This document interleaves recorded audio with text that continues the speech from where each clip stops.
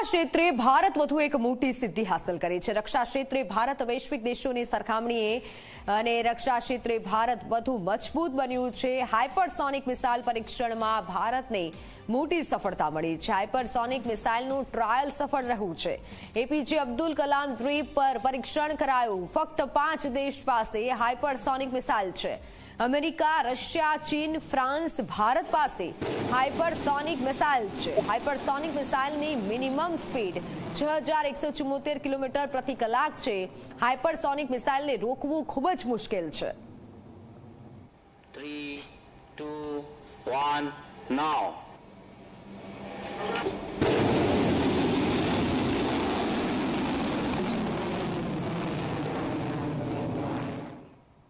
મહારાષ્ટ્રના અમરાવતીમાં પૂર્વ સાંસદ નવનીત રાણાની સભામાં ભારે હોબાળો મચ્યો। સ્વાભિમાન પાર્ટીના ઉમેદવારના પ્રચાર દરમિયાન આ ઘટના બની હતી। નવનીત રાણાના ભાષણ દરમિયાન ખુરશીઓ ઉછળી।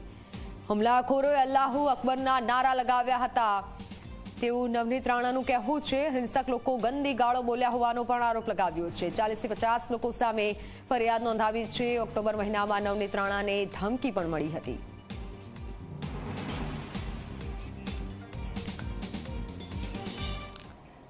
જૂનાગઢના એક મહિલાએ ગુજરાતનું માથું ગર્વથી ઊંચું કર્યું છે। પોતાના વીર પતિના નિધન બાદ એક સમયે ભાંગી પડેલા કોમલ નામના મહિલા આજે એટલા બહાદુર બન્યા છે કે દેશની રક્ષા કાજે જીવન સમર્પિત કરવા તૈયાર છે।